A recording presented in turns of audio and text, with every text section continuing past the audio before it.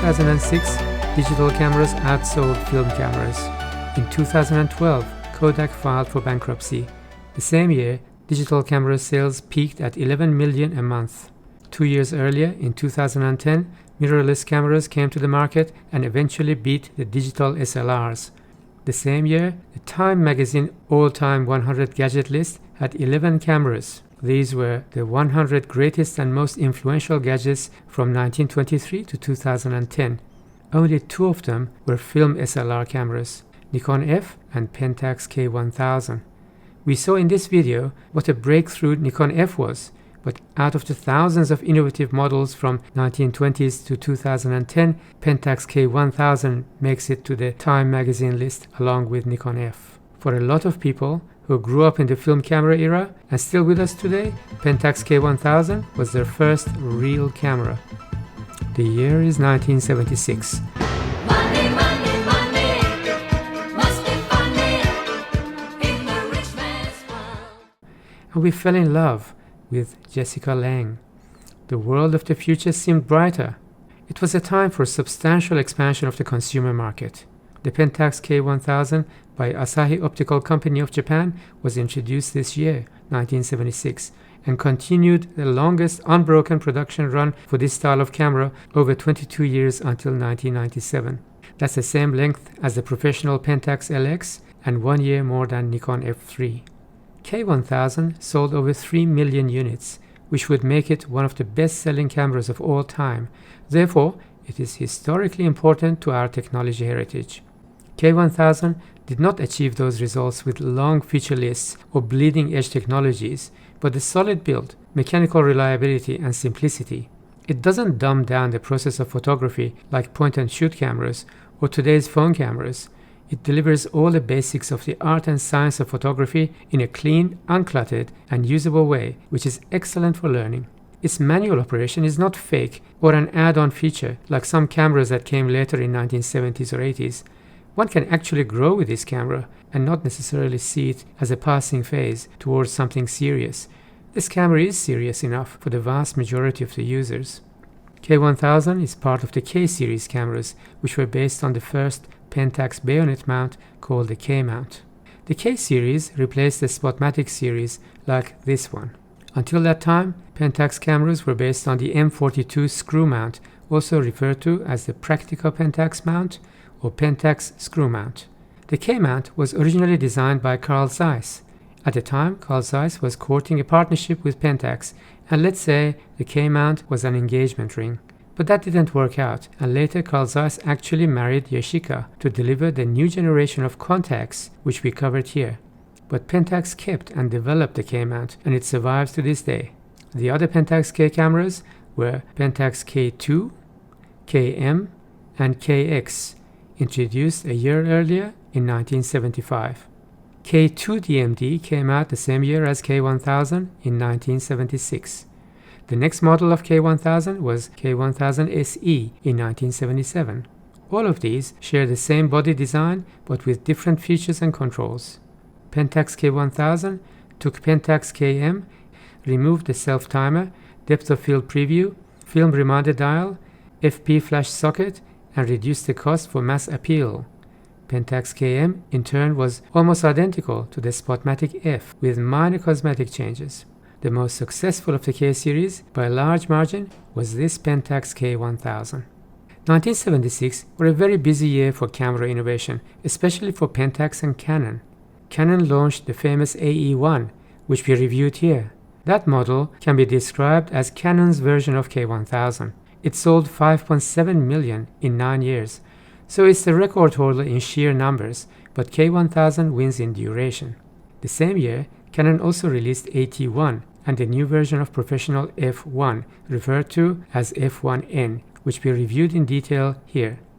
Where were the Germans?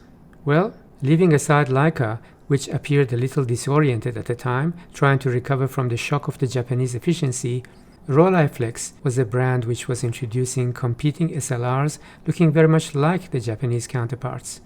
We reviewed their first model SL35 here. In the same year as K1000, Rolleiflex introduced SL35M and SL35ME. The Asahi Pentax K1000 is an all-metal, all-mechanical, all-manual camera. It has a battery only for the light meter.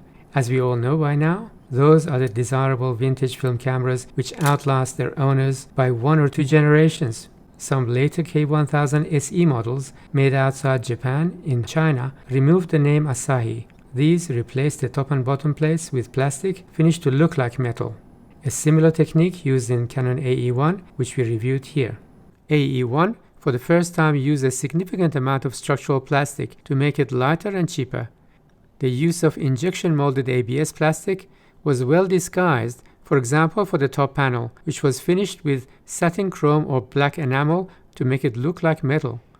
The K1000 features are just classic SLR. All the successful design features that lasted for decades in this and many competing cameras. No oddities. The film advance lever is nice and smooth. The standoff position is a short 10 degrees and the full swing is around 160.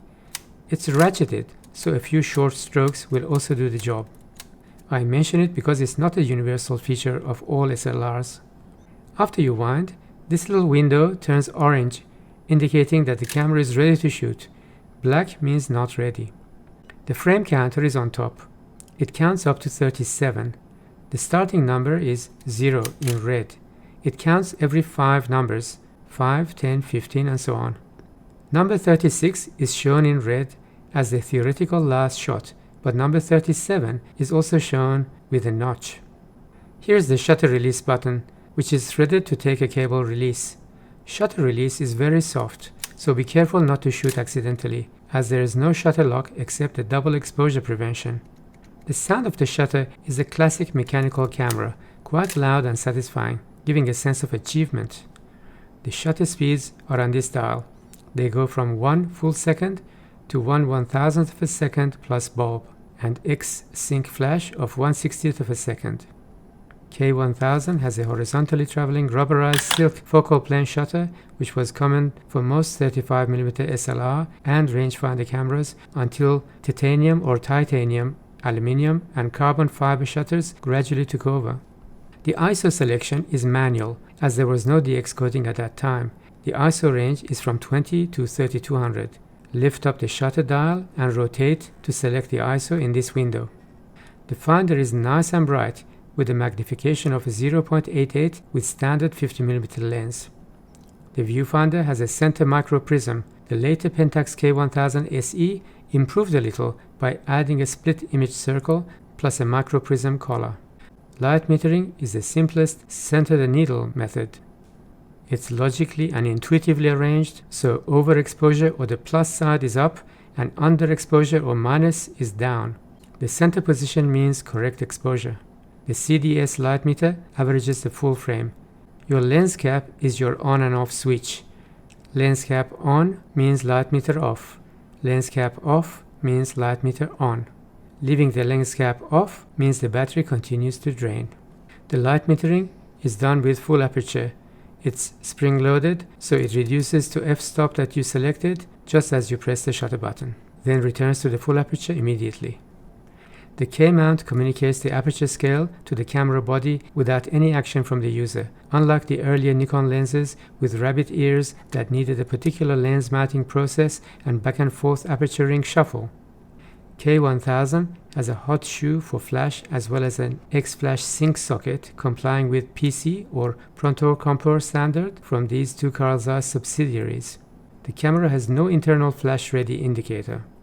This is the battery chamber. Thankfully, it takes the common LR44 or SR44 batteries, not those troublesome PX625 Mercury batteries of some other cameras of that era.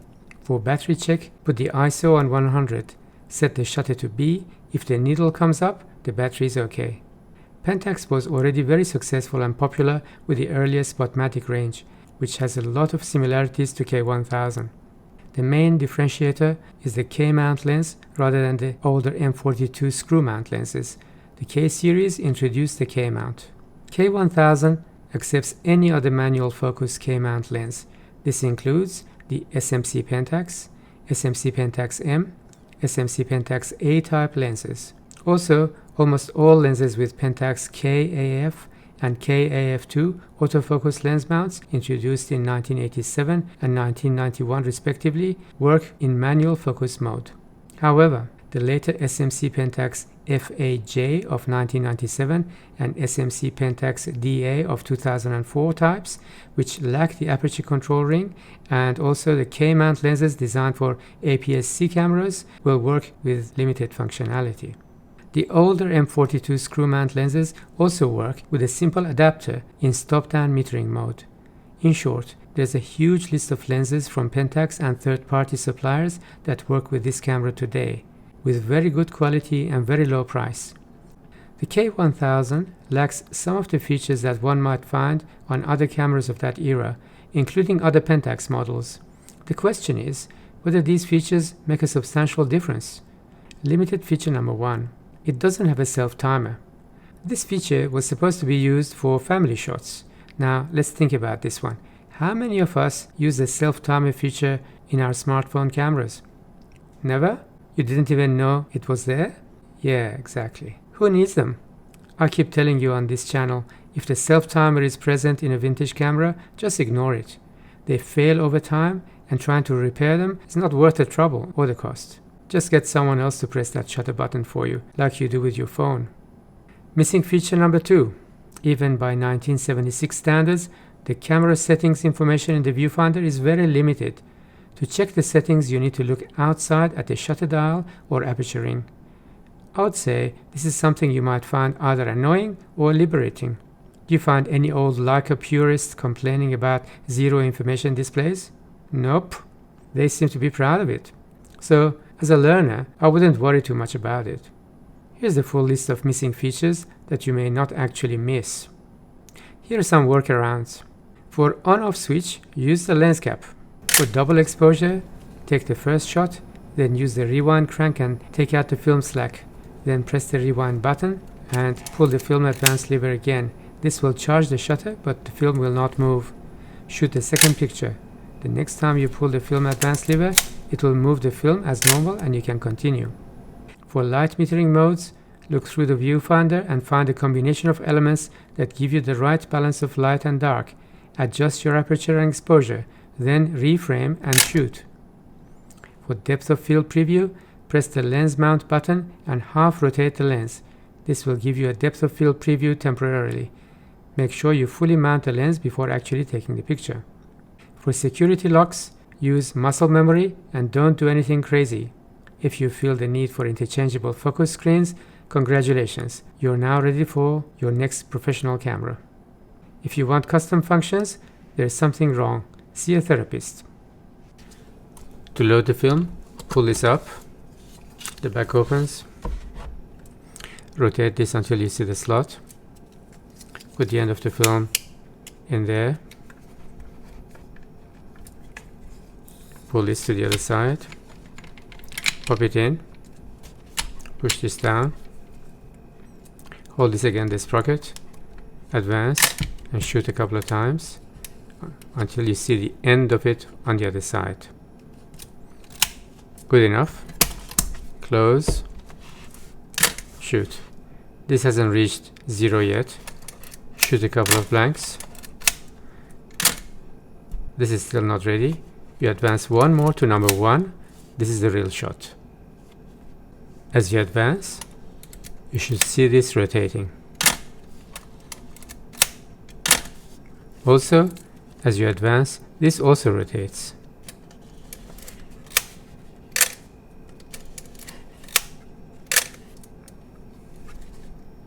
To rewind, press this button, pull this up, rotate as many times as necessary until you feel the film released and a sound. Pull this up, the film is out with a little bit of the leader out. You can develop it yourself this way. Alternatively, wind a bit more and it goes all the way in. As you rewind, this also goes backward, so you know it's working. When it stops rotating,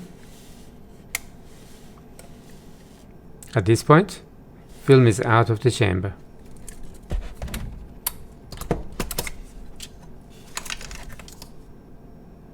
Sticking with the basics, combined with the legendary reliability and full manual operation, made K1000 highly recommended for students learning photography. It made them think about exposure and deeply learn the art and the technique. There are other K series cameras with all the convenient features added, but K1000 sold millions more and commands a better price today. K1000 was popular with someone we grew up with. I mean, after she grew up. If you want a comparison of peers in today's eyes, I would say the nearest would be Minolta SRT-101 and Canon FT-B. However, some would also put Canon AE-1 in that category. I reviewed Canon AE-1 in this video, and I expressed my opinion that AE-1 was a better family camera, not a perfect learner camera like Pentax K1000. If you had more money and wanted something more prestigious and even more rugged with titanium vertical shutter, you might have looked at Nikon FTN or Nikon FT2 or Nikon EL or maybe Olympus OM1. If you have even more money and experience, then you can consider Nikon FM2N or FE. These are semi-professional cameras. For everyone else, choices are those I mentioned before. If you narrow down the choices to 35mm SLR, full metal, fully mechanical, fully manual, rugged and reliable, crazy affordable, with a ton of high quality lenses, this Pentax K1000 should be in your top 5 list. These are still one of the best learner cameras in the era of phone cameras. Why? Because they simply don't let you use a scattergun approach. With a fully manual film camera, you think about every shot. Try to imagine how it is going to turn out. The subject, the composition, lighting, the angle, depth of field, the exact moment of the shutter press. Every one of these shots will cost you, and there are only 36 of them. So pause, think, imagine, and shoot with care and love. When a role is developed after a period of anticipation, the pleasure of seeing your success is at another level. You will treasure the physical record of your achievements in a film form. If you are still young and don't know what I'm talking about, try it and find out. The Time magazine's 100 all-time gadgets in 2010 had 11 cameras, of which only 2 were film SLRs. From the full list, we have 4 of them right here, and we've done videos on 3 of them. The Polaroid SX70 will come soon. Back to the K1000. The most sought after ones are the original Asahi Pentax K1000 made in Japan rather than Hong Kong or China, with metal top and bottom plates. As a precaution, I would check the light meter against a handheld meter such as Sekonic to be sure about the accuracy after so many years. If it's a little up or down, you can hack the ISO setting by 1 or 2 stops and compensate. With color films, if you err on the side of overexposure by 1 stop, it'll still be okay or even recommended. As millions were made, there are thousands available for purchase today in mint condition, and you should not hesitate to buy one today with an SMC Pentax 50mm f2 standard lens. What do you think? Was this review useful and informative? Any errors or omissions? Please let me know in the comments. If you liked this video, subscribe means thank you. If you didn't like it, anyway, here are some pictures taken with K1000. See you later.